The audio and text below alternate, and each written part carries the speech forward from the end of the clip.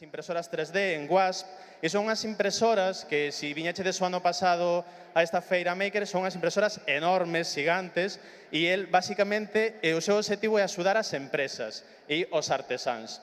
Entón, vai vos contar a súa historia, como comezou todo e como chegou ao punto onde está agora, que é un dos referentes da impresora 3D en toda España e seguramente parte do estranxeiro tamén. Así que, bueno, un forte aplauso para Gianluca e xa vos deixo con el. Soy Gianluca Pugliese, soy italiano, como he introducido, y voy a hablar un poco hoy de impresión 3D en esta charla sorpresa. Y voy a intentar hablar un poco de impresión 3D a un nivel que normalmente no se conoce mucho. Todos vosotros ya conocéis un poco la impresión 3D, ¿no? Me imagino que en medio de comunicaciones, telediario, lo que sea, se habla de impresión 3D. Y es verdad que con la impresión 3D se puede imprimir casi cualquier cosa. Lo que pasa es que no toda la impresora valen para hacer cualquier cosa y hay varios tipos de impresora. La gente utiliza la impresora normalmente para hacer muñequitos, para hacer piececitas, pero se puede utilizar para cosas mucho más útiles. Mi trabajo es asesorar, por ejemplo, a las empresas para llegar a proyectos y mejorar su sistema de producción. Voy a enseñar un par de proyectos de los que he trabajado y lo que estamos haciendo. A ver si... Eso es. Por ejemplo, este proyecto es un proyecto de una empresa que se llama Uber de Asturias, que se ocupan de hacer gaita. Ahora mismo los artesanos que hacen gaita están desapareciendo, desafortunadamente. Y entonces se está perdiendo también la tradición. ¿Qué pasa? Que si no hay artesanos que la hacen y no hay jóvenes que quieran aprender a trabajar la madera para hacer la gaita, se va a perder completamente la tradición de este instrumento. Entonces, este grupo de personas, que son 3, están haciendo impresión 3D, con la impresión 3D están haciendo gaitas. Eso es súper interesante, sobre todo porque con la impresión 3D pueden utilizar varios tipos de materiales y encontrar un plástico que va a sonar más parecido a la madera. Entonces se va a tener el mismo sonido que con lo de madera sin perder la tradición. Por ejemplo, con impresora 3D de tamaño un pelín más grande, se pueden hacer prototipos en escala 1:1. En vez de hacer solo una maqueta, ahora las empresas ya pueden, por ejemplo, imprimir una pieza a escala 1:1 para hacer ensayo, para hacer pruebas. Este proyecto lo hicimos con la Embajada de Italia en un proyecto que se llama It Makes, que he intentado juntar Maker de España y Maker de Italia para colaborar en proyectos conjuntamente y sacar un nuevo desarrollo, uniendo los skills, las capacidades de los makers de Italia con los makers de España. En mi caso he trabajado en este proyecto, que es una revolución de la bicicleta. Entonces, quitando todas las partes que no son necesarias, se puede hacer una bicicleta que tiene más o menos ese tamaño y que te permite llevarla, por ejemplo, en metro. Hay un problema aquí en España, pero también, por ejemplo, en Estados Unidos, que se llama el problema del último kilómetro. En cualquier ciudad, la ciudad que tiene los medios de transporte perfectos, nunca vas a salir del metro y llegas a la oficina. O sales del metro y estás en casa. Siempre te queda un trozo que tiene que hacerlo andando. Esos son los medios de transporte pequeños y que lo puedes llevar contigo porque no pesan mucho y que te permite cubrir el último tramo que te falta. A ver. Bueno, espera. Aquí está. Es en el sector, por ejemplo, de automoción. Estoy trabajando con una empresa que hace moto eléctrica.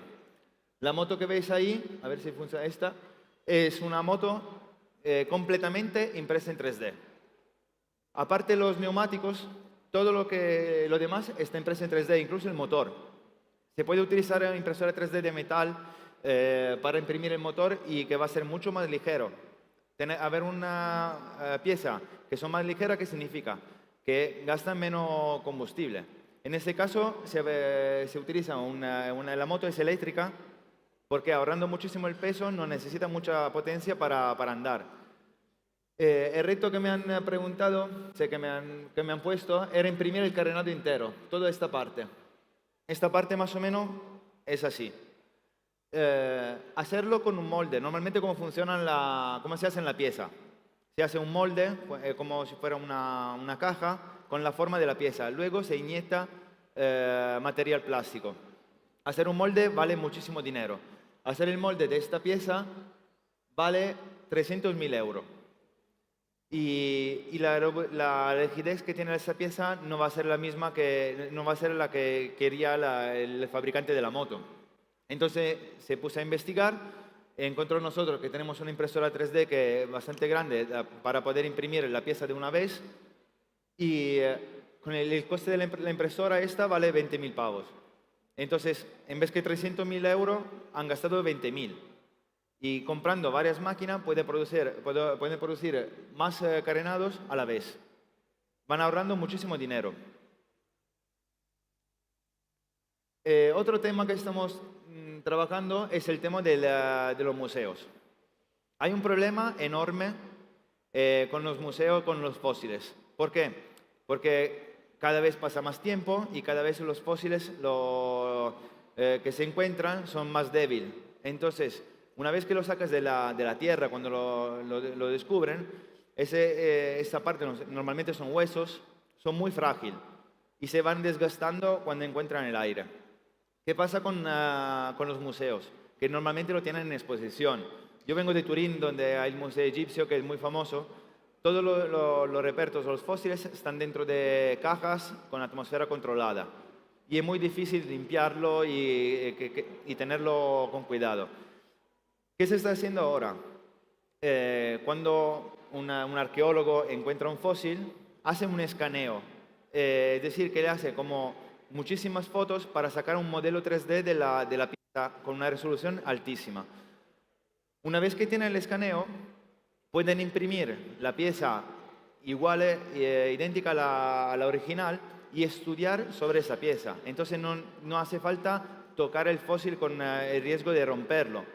En este caso, ese señor se llama Marcus Bastir. Es un investigador, un arqueólogo que ha descubierto un fósil muy importante aquí en España, cerca de Madrid. Era un hombre entre el hombre de Neandertal y lo anterior, que no me acuerdo cuál es. Y de este fósil hay uno solo en el mundo. Entonces no se podía arriesgar y romper el único fósil que había en el mundo. ¿Qué hicieron? Hicieron un escaneo, un ataque como lo que se hace en hospital, sacaron el modelo 3D y imprimieron todo el fósil a tamaño 1:1 para poderlo estudiar. Y ahora mismo en el Museo de Ciencia Natural de Madrid, si vais a visitarlo, la pieza que están expuestas son piezas impresas en 3D y luego pintada por un artista que lo va pintando para darle un acabado más parecido.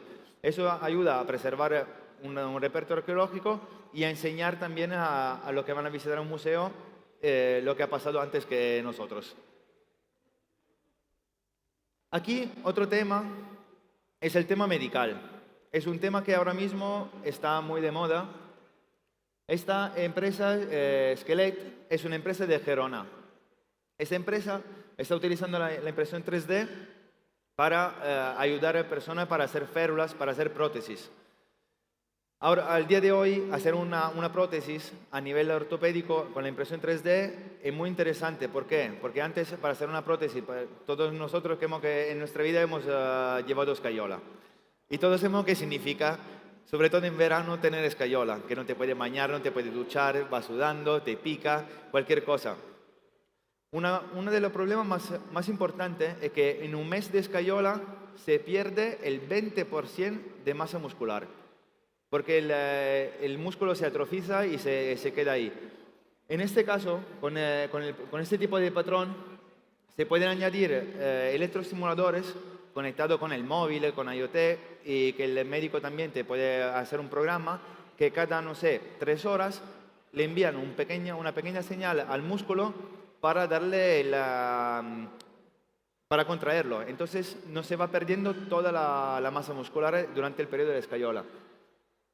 Con esto quiero entrar en un tema más importante aún, que es el tema de los materiales.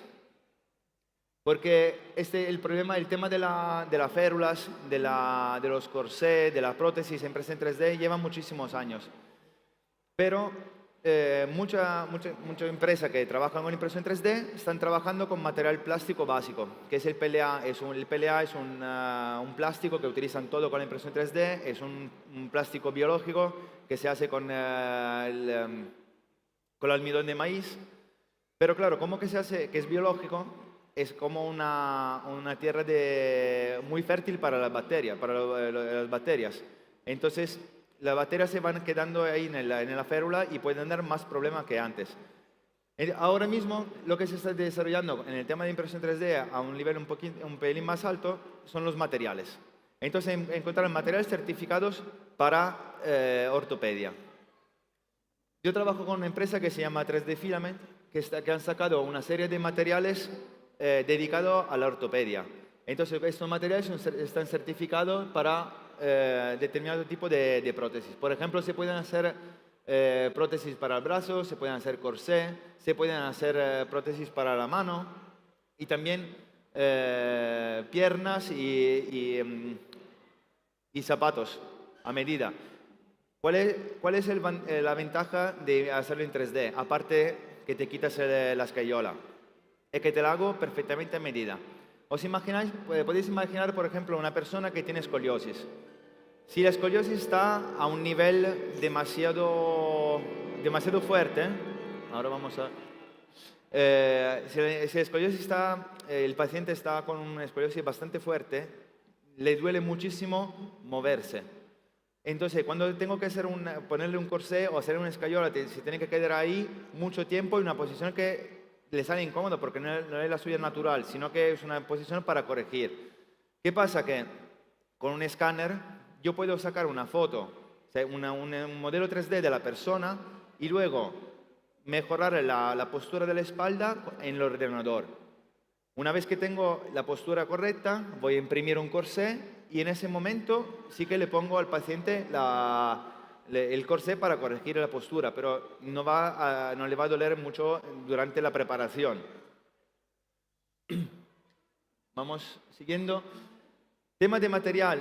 A nivel aeronáutico, por ejemplo, he visto que aquí en la planta de arriba hay una sección de drones.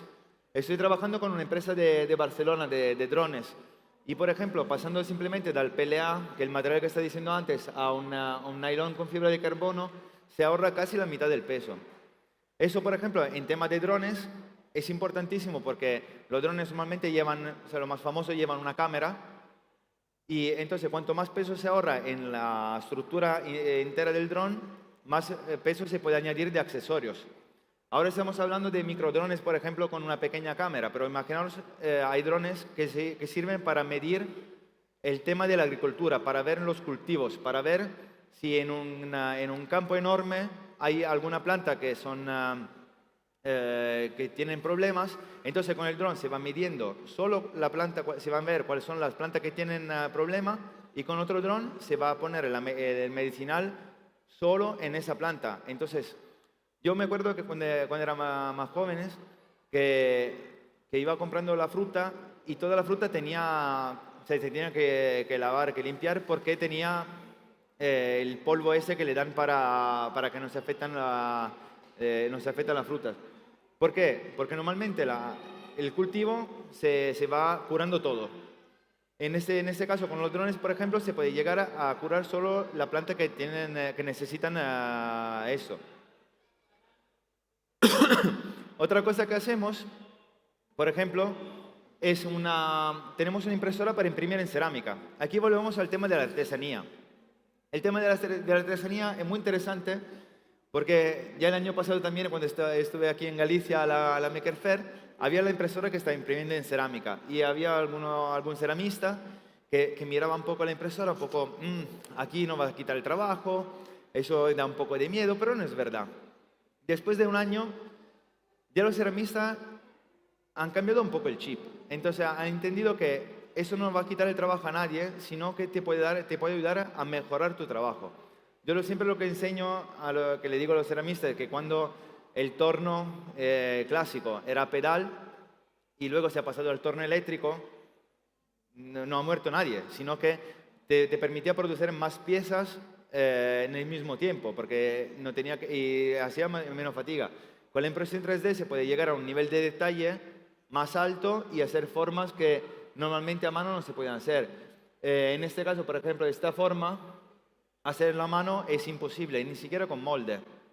Yo he ido a muchos talleres de ceramistas, doy charla también en universidades de cerámica. En Madrid hay la escuela de Francisco Alcántara, que es muy famosa por tema de cerámica. Estuve en Bilbao con ceramistas y todos me dicen que, o sea, algunos todavía está ahí un poco, que tiene un poco de miedo, pero la mayoría van apreciando que le puede dar, que este sistema le puede dar un valor más, un valor añadido a su trabajo. Una cosa fundamental que quiero decir, en este tema de la artesanía, como en el tema del medical, de la prótesis, todo esto se hace solo conjunto con profesionistas del sector. O sea, esto un maker solo no lo hace, no llega porque no conoce la materia. Igual que lo corsé, la prótesis, nosotros damos la tecnología. Luego hay otra empresa que se tiene que ocupar de certificar un material y la cosa más importante es que tiene que estar un médico que haga la prótesis. Porque es el médico que sabe cómo se pone una prótesis. Yo no me atrevo a poner una prótesis a nadie porque son gente que ya tiene problemas y no quiero darle problemas más. En este caso, en el ceramista es un poco más fácil porque yo puedo probar y no daño a nadie. Pero claro, un ceramista conoce la materia, entonces puede mezclar cerámica, barro distinto con esmaltes y sacarle partido más. Luego empezamos a ver cosas en escala más grande. He visto también aquí que Álvaro de Mekergal está imprimiendo también una guitarra. Igual les voy a proponer para la próxima Maker Faire montemos una band de instrumentos musicales, que eso es un tema que lo tengo ahí fijado. Y en este caso he trabajado era un intento que estaba haciendo yo por mi gusto. O sea, no sé tocar nada, digo, me voy a imprimir un instrumento para ver si consigo aprender a tocar. Pero al final no tengo tiempo y no he conseguido. Me he dado la posibilidad, pero de hablar con muchos músicos que han tocado durante varias ferias, han tocado este instrumento y me han dicho que suenan bien. Entonces que el sonido no está mal respecto a lo que se hace de madera. Y encima que se podría mejorar más poniendo más electrónica y controlar más el tensamiento de las cuerdas y los micrófonos.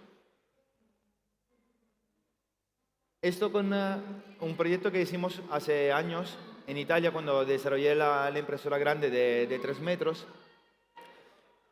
Eso me llama mucho la atención. Aparte de ver una silla impresa en 3D que llama mucho la atención. Esta silla fue dibujada para un diseñador que se llama Giorgio Gurioli, es italiano, y estaba dibujada para hacer una extrusión de aluminio. Entonces, como el tema del carenado, se hace una forma que más o menos tiene este perfil y se empuja aluminio y se va sacando. Entonces se hace una extrusión de material. Hacer la extrusión de este material valía muchísimo dinero y entonces ningún fabricante de silla ha querido invertir dinero en esto. Cuando hicimos la impresora 3D de gran tamaño, él vi la oportunidad de imprimirla. Esta silla se imprime en 6 horas. ¿Cuál es la ventaja? Una silla impresa a inyección tarda 1 hora al máximo. Entonces digo, bueno, es 6 veces más. Igual no me vale, pero yo puedo cambiar forma de silla cada vez. A la impresora le da igual si esta silla tiene esta parte aquí o aquí. Yo puedo cambiarla cada vez. De hecho, esta silla está dibujada con un software paramétrico para corregir la postura de la espalda y cuando uno está sentado al ordenador, por ejemplo. Entonces se coge la medida, esta medida aquí, la medida de las piernas, y va cambiando este tamaño, la posición de estas partes, y yo para cada persona puedo cambiar la medida y hacer una silla personalizada. Eso es una gran ventaja de la impresión 3D, que no te obliga a hacer un molde para hacer una pieza y repetirlo 10.000 veces. Esta silla, por ejemplo, la que tenéis a vosotros, es una silla muy simple, funcional, pero para hacerlas son todas iguales. Y igual a alguno de vosotros se siente mejor y a alguno no. Con la misma máquina que la veis ahí, el extrusor, ahora estamos investigando con el tema del reciclaje.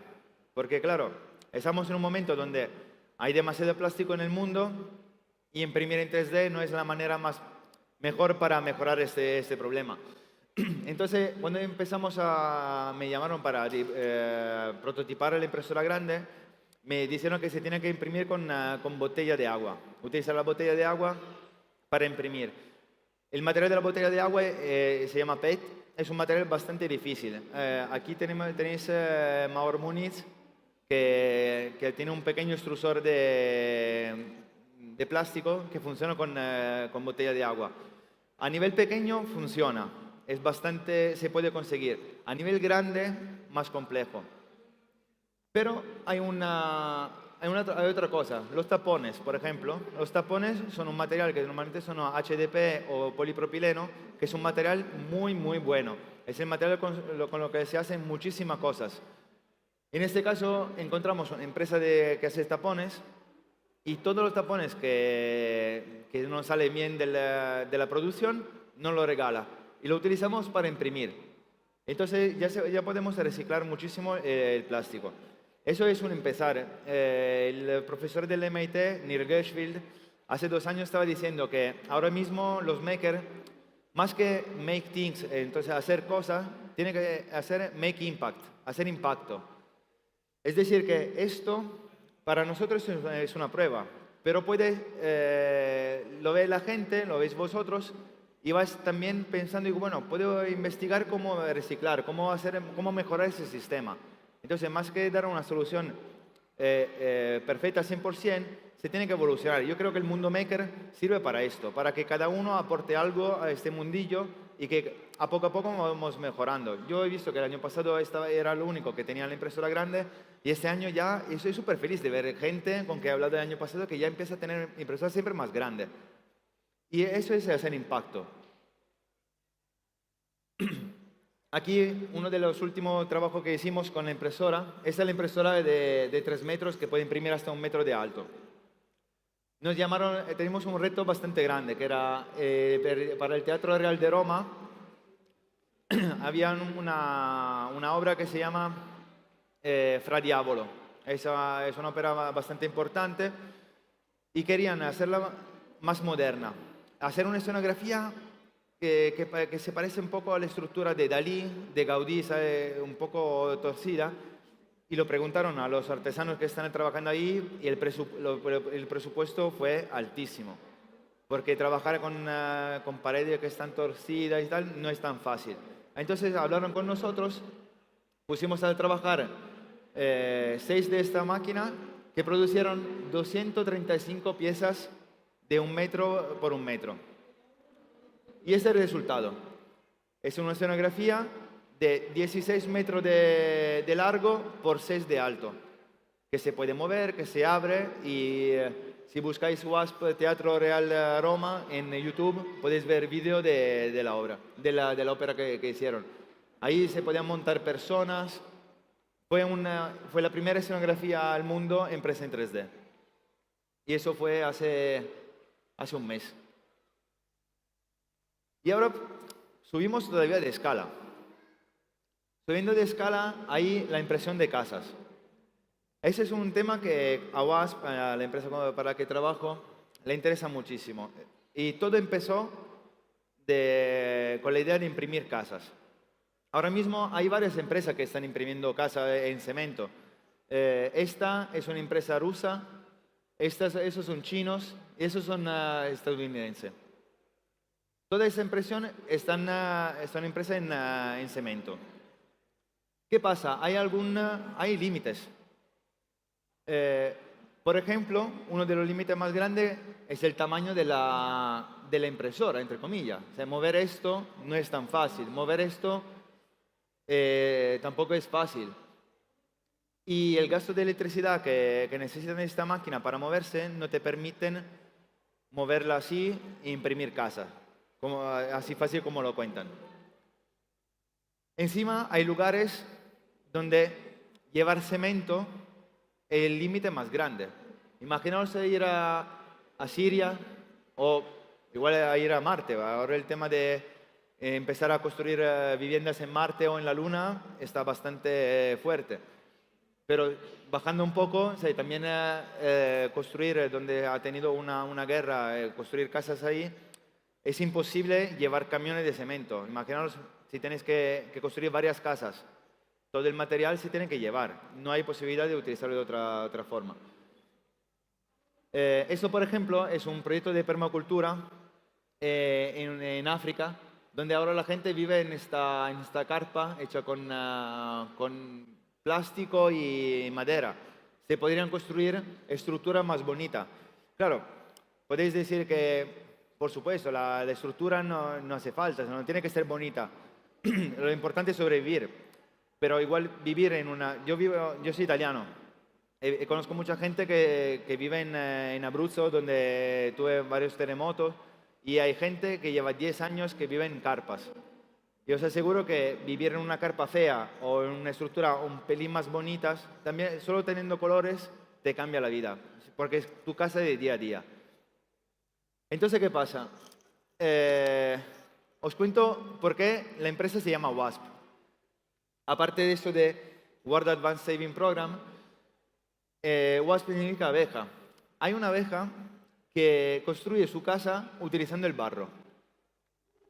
Y entonces llevamos mucho tiempo ahí pensando desde el principio, antes que empezar a comercializar la impresora 3D, digo, tenemos que utilizar la impresión 3D para hacer lo que hace la naturaleza. ¿Cómo se construye su casa? Coge el barro ahí al lado y lo va poniendo poco a poco uno encima del otro. Digo, esa es la impresión 3D y lo hace una abeja. Y si conseguimos hacerlo de forma tecnológica, podemos solucionar varios problemas. ¿Por qué? Porque en los lugares donde están diciendo antes, aquí no es posible llevar cemento, pero barro sí, barro hay. Y todo lo que quieras. Entonces, hace 2 años terminamos de construir... me estoy volviendo un poco loco con construimos esta impresora. Esta impresora mide 12 metros de alto y 7 de ancho. Son todos tramos pequeños de 2 metros, que son lo que se utilizan normalmente para hacer el escenario en conciertos y tal. Son muy ligeros. Esa se desmonta y hicimos una prueba. 3 personas la pueden llevar a 10 kilómetros andando y montarla en un día. Entonces, ¿eso qué permite? Que en vez de llevar el cemento y todo el material, se lleva simplemente un contenedor con la máquina, que es mucho más fácil que enviar varios contenedores. Esta máquina nos ha permitido imprimir una primera estructura, que es esta. Esta mide 6 metros de ancho y 4 metros de alto. Claro, no parece ni siquiera una casa, no tiene ni puerta ni ventana. Le hicimos un techo de madera. ¿Pero por qué? Porque nos peleamos 4 años para subir con la impresión más de 1,5 metros. Porque el barro, el adobe de toda la vida, mucha casa en el sur de España, en el norte de África, están hechas en adobe. Es barro, paja, agua y un poco de arena. Es un material bueno que funciona si se hace en ladrillos. Si ya se empieza a hacer una pared muy finita y subir, tiene mucho peso. Esta estructura son 480 toneladas de barro. Entonces, la investigación que hicimos es llegar a una estructura que aguanta su propio peso. La ventaja que esta no está hecha, no son ladrillos, las paredes son 50 centímetros de ancho y no están llenas.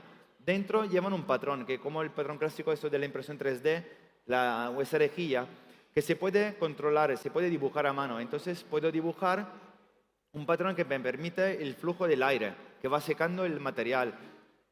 Ahora mismo en Italia, en este momento, han montado otra vez la impresora y están imprimiendo otra estructura para investigar, poniendo, por ejemplo, maceteros aquí, que se hacen directamente mientras que se imprime la casa. ¿Eso qué significa? Yo le puedo poner plantas que tengan raíces horizontales. O sea, no raíces que van en vertical, sino que hay plantas que tienen raíces que van en horizontal. Eso hacen de fibra, de estructura, y encima, si hay lluvia, por ejemplo, el agua se la van bebiendo la planta y no se deja mucho tiempo en la pared mojada, que es el problema más grande del barro. Normalmente la casa de adobe está en el sur de España, en el norte de África, donde lluvia hay muy poca. Pero si queremos llevar a sitios donde la casa tenga que funcionar, se puede utilizar también el barro. Y esta es mi última investigación, una cosa privada mía, es dibujar con la luz. Yo antes que trabajar con la impresión 3D era fotógrafo y empecé a trabajar con el tema de la luz, con un sistema que se llama light painting. No es un invento mío, es un invento de Pablo Picasso, que ponía su firma en la fotografía con una bombilla.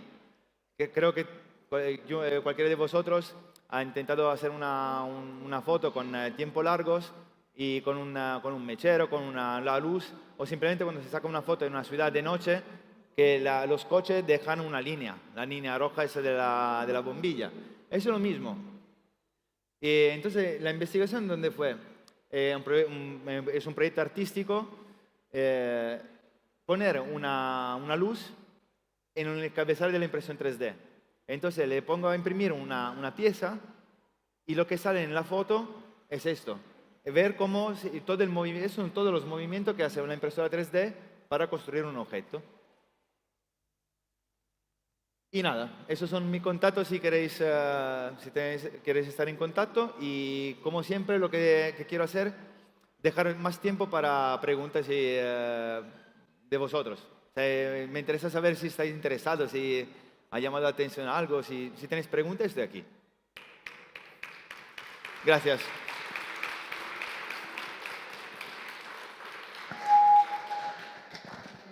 A ver, ¿hay alguien que queira preguntar ya a Gianluca sobre as impresores 3D, que teña algunha dúbida? Onde estamos? Ah, ti xa o primeiro.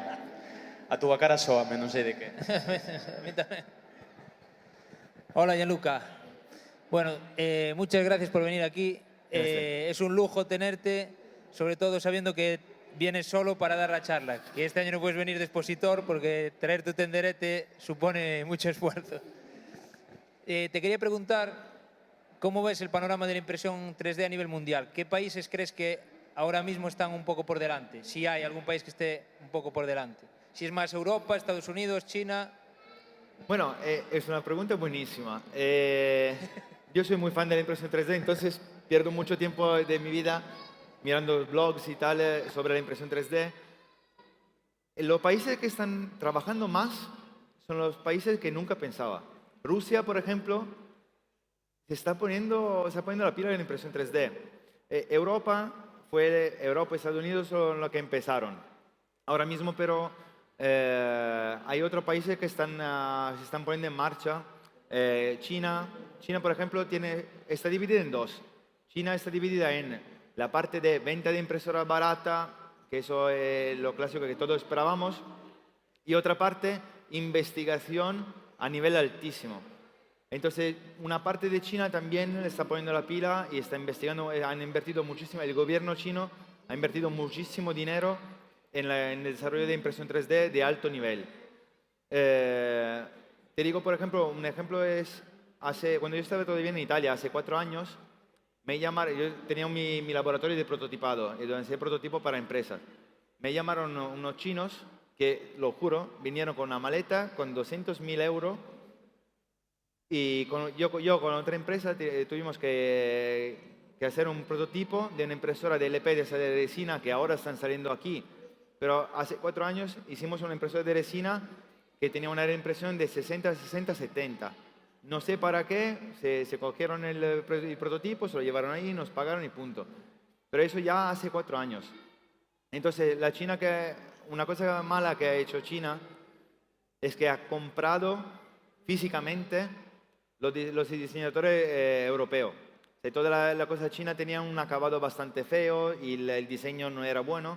Ahora mismo están saliendo piezas que tienen un buen diseño y que tienen un acabado mejor y que tienen una mecánica mejor porque están europeos ahí trabajando para ellos. Y ahora los chinos, más interesante, están abriendo fábricas en Estados Unidos porque la mano de obra le vale menos. Eso es. Y en Holanda, porque en alguna entrevista que he escuchado de Laura Maker, de nuestro amigo César, no sé si está por ahí. No, creo que está. Está fuera. Hablabas de Holanda como uno de los países que quizás está haciendo cosas más diferentes, ¿no? Quizás a gran escala. Sí. En Holanda hay dos sitios, que en Ámsterdam hay MX 3D y Bug Society, que son los que están haciendo las cosas más interesantes. Un proyecto que me he olvidado de ponerlo aquí, es verdad. MX 3D, Joris Larman, está haciendo un puente entero impreso en 3D, con un brazo robótico, haciendo como soldadura. En vez que extruir material, pone punto de soldadura uno encima del otro y está haciendo este puente. La parte más interesante de este proyecto, porque yo lo veo bastante complejo y por lo que me acuerdo yo de mecánica, cada punto de soldadura es un punto frágil de una pieza. Entonces ahí son millones de puntos de soldadura y millones de puntos de fragilidad. Siempre por el tema de hacer impacto, de make impact, la parte más interesante es que este brazo robótico que tiene en el cabezal es como un brazo que va ahí soldando. Tiene un raíl, la primera cosa que imprime son los raíles donde luego se monta y va siguiendo a imprimir. Eso es una cosa que está llamando muchísimo la atención. Ahí sí que hay un desarrollo grande, pero es todo escondido y no se sabe casi nada. Llevan ya 2 años con este puente y ahora he visto un trozo de un par de metros. Si hai algunha pregunta máis. Hola, escoitaseme? Sí, non sei se tenes algunha pregunta máis que querades facer por aí. Hola, me ha gustado todo, pero principalmente lo de la silla, que la puedes adaptar a cada persona. ¿Tú haces también trabajos personales? ¿Perdón? ¿Haces trabajos personales o solo trabajas para empresas? Bueno, mi trabajo es vender impresora. Ah, Luego tengo en España varios clientes que tienen esa impresora que se dedican a hacer impresión bajo demanda. Entonces se le puede comisionar una impresión. sí, por ejemplo, para encargar sillas de ese tipo, ¿tengo que ir a esa empresa o...? Yo la podría poner en contacto con gente que tiene la impresora y que le puede hacer la silla a medida. Ah, vale, Eso sí. gracias. Y bueno, si queréis, si estáis un poco tímido, lo entiendo, a mí también me sale muchas veces. Aquí son mi contacto, mi correo. Si tenéis preguntas, podéis escribirme también luego. Hola, venimos de Barcelona y simplemente quería hacerte un comentario. ¿Puede acercar un poco? Porque ¿Sí? Eso sí. Vale. Centros de formación profesional están utilizando impresoras vuestras, la Delta, creo que era la 2040, para enriquecer la formación que hacen en cerámica decorativa y en joyería artística. Y lo que antes era un estudio, digamos, tradicional, artesano, ahora lo están enriqueciendo con nuevas tecnologías. Y justamente hace un par de semanas me lo estaban comentando y estaban muy contentos de tener este perfil profesional más completo. Y simplemente te lo quería comentar. Es decir, que ahora hay muchos centros de educación, de ciclos formativos, que están incorporando nuevas tecnologías a lo tradicional para tener un perfil mucho más completo y tener más oportunidades en el ámbito laboral. Sí, de hecho, creo que conozco el profesor de ese centro que acaba de escribirme hace poco y yo estoy muy contento porque yo nunca fui un estudiante modelo. O sea, nunca me ha gustado estudiar y ahora mismo me doy cuenta que probablemente no me gustaba estudiar porque no tenía los profesores que me animaban a estudiar. Entonces todo era teoría y nada de práctica. Y para mí, estudiar un libro y repetirlo a memoria no me gustaba. Yo quería aplicar lo que estaba aprendiendo. No se puede hacer de todo, pero de tener laboratorios y tal. Y lo que estoy viendo aquí en España, más que en Italia, casi todas las escuelas tienen un laboratorio a partir de la escuela secundaria. Tienen todo laboratorio donde los estudiantes pueden practicar. Luego, ahí los chavales de 15 años tienen otra cosa por la cabeza que ponerse a imprimir en 3D, pero igual le llama atención. Con la Embajada de Italia, por ejemplo, este año lanzamos un proyecto que se llama Eso Date Makes, con un proyecto que se llama Yo lo sé fare, yo lo sé hacer, y estaba dando clase yo en la escuela primaria a niños de 6 años y les estaba enseñando a dibujar en 3D y a imprimir en 3D. Y la cosa más interesante es que el primer día le he llevado muchas piezas para enseñársela y me robaron un spinner, es el juguete que estaba de moda este verano, que es un juguetito redondo que gira y tal. Y entonces los profesores, no, entonces se tiene que buscar quién lo ha robado porque no está bien. Digo, bueno, ningún niño te va a decir, sí, lo he robado yo, lo siento. Pero si quiere preguntar, ¿y cómo que no ha salido? Digo, bueno, vamos a hacer otra cosa. Ahora cada uno se dibuja su propio spinner. Así que cada uno de vosotros vas a tener un spinner. Y lo hicieron. Yo simplemente le he dado la medida, la única medida que tenía que respetar, que era esa de rodamiento que se pone al centro, y ahí no se podía cambiar. Le he puesto un cilindro ahí con la medida de rodamiento y ellos alrededor, con Tinkercad, con un software muy fácil, han dibujado en 3D el propio spinner y luego lo han puesto a imprimir. Y todos tenían su propio spinner. Niños de 6 años. La cosa que más me divierte cuando hago curso con padres y hijos, sé que están los niños con los padres, es que los padres se ponen ahí, sí, te ayudo, y se lían. El niño ahí se pone y saca todo lo que sirve. Porque los niños pequeños, bueno, los chavales, los jóvenes, son esponjas. Entonces, cualquier cosa le vas diciendo, la absorben bien. Nosotros partimos ya con preconcepto de, igual va a ser difícil. Un niño no lo piensa. Entonces, si se empieza ahí a formar los niños con el tema de tecnología, son los makers del futuro. Y creo que todos necesitamos makers en el futuro. Vale, outra pregunta, como me facedes camiñar, como vos gusta? Nada, bueno, en primer lugar, enhorabuena por el proyecto, vamos. Gracias. Y nada, preguntarte, en la impresora con la que fabricabas las sillas, ¿qué diámetro de filamento y qué tipo de filamentos es capaz de utilizar? Bueno, vamos, esa máquina cuando la empezamos hace 4 años, se tenía que utilizar la botella triturada. Entonces empezamos a trabajar con el pellet. Entonces, en vez de utilizar el filamento, se utilizan el plástico son bolitas. Prácticamente son el plástico antes que ser filamento. Es un material que es mucho más barato porque hay un proceso menos. Encima el material, el plástico, cada vez que se calienta, se hace un proceso, pierde la cadena molecular y entonces siempre va a ser más frágil. Entonces ya quitamos un pasaje y nos ayuda mucho. La boquilla de esta máquina tiene un diámetro de 3 milímetros, 3 o 5 milímetros, dependiendo de lo que se quiera hacer. Entonces el churro que deja es bastante gordo y la silla tiene nada más que una capa y aguanta perfectamente. Marcos la ha visto el año pasado, se ha sentado media Europa encima de esa silla y sigue sentándose gente. Y eso funciona muy bien. Con la misma máquina también se puede cambiar, ahora mismo se puede cambiar el cabezal, se puede poner el cabezal de filamento clásico, se puede poner un cabezal de cerámica. Estamos a punto de sacar el cabezal de cemento y un cabezal a fresadora. Entonces es como, ahora mismo ya es como un pequeño laboratorio. O sea, con esa máquina a la base, luego cambia el cabezal y puede hacer varios tipos de trabajo.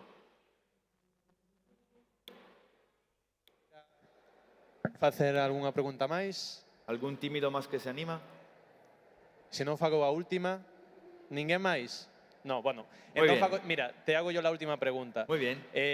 Normalmente hablamos de la impresión 3D y hablamos a gran escala, en empresas. ¿Cuál crees dentro de la impresión 3D que va a ser el sector que dé el paso al gran público? Es decir, ¿qué cosa vamos a poder probar todos ya?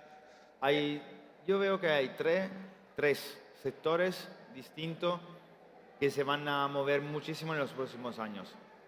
El primero es el reto de muchísima empresa de llevar una impresora en cada casa. Como todos tenemos una impresora de papel o un microondas, un día, dentro de 4 o 5 años, no mucho más, tendremos una impresora pequeña en casa. Ahora todo se está jugando en el hacer más fácil el proceso de fabricación.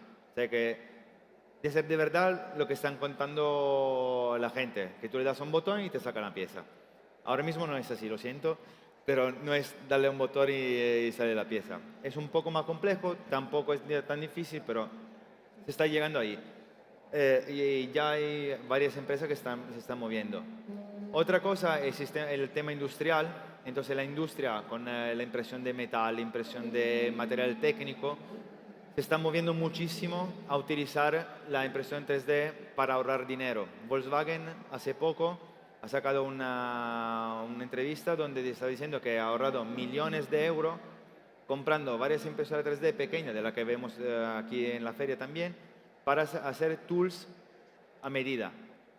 Cambiar una llanta, necesita un tool para agarrar la llanta y moverla, en vez que hacer el maquinizado y tal, lo hacen en impresión 3D. Es una cosa que te vale para 2 meses, perfecto. No tengo que maquinizar metal para hacer algo que coge una pieza y se la lleva.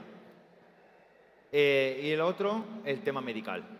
El tema medical ahí sí que va a tener mucho, mucho éxito y va a servir mucho y va cambiando un poco. Va a cambiar, lo que se está haciendo es se está cambiando el chip a la gente de cómo va a ser el futuro. Entonces no hay tan maniobra, sino va a tener mucha máquina de fabricación. Una cosa que interesante es un libro que se llama Los robots no van a robar el trabajo, pero está bien así. En inglés era Robots Steal Our Job, but it's okay. Creo que es solo en inglés. Este libro estaba pensando en un futuro que ya está pasando. Hay empresas como Google, Microsoft, Apple, que están invirtiendo muchísimo dinero en investigación para llegar a un punto donde el robot puede ser una impresora, como puede ser el brazo robótico, como puede ser un software, quitarán el puesto de trabajo a la gente. Pero si la empresa va pagando los impuestos en el robot como si fuera un obrero, y entonces la economía no cambia nada, porque en vez que tener un operario hay un robot y le paga los impuestos, cada uno de nosotros vamos a tener un fijo al mes, que pueden ser 300, 400 euros al mes, todos los meses, sin hacer nada. Luego, se van a crear muchísimos puestos de trabajo nuevos, que serán técnico de mantenimiento de robot, técnico de, no sé, software o lo que sea, que eso te permite mejorar tu estilo de vida y subir tu sueldo mensual. Es una escena bastante terrorífica, puede ser, pero también tiene su punto de necesidad, donde si todos vamos a tener un mínimo para sobrevivir, se van a quitar mucha gente que pierde el puesto de trabajo. Por ejemplo, tú imagínate una persona que va a tener un accidente y en Estados Unidos, aquí no pasa, en Europa, una persona tiene un accidente, pierde una mano y no tenía el seguro, esa persona se va a la calle y ya está. Entonces, si puede tener un mínimo, ya puede sobrevivir. Pois moitísimas gracias, A vosotros. Gianluca.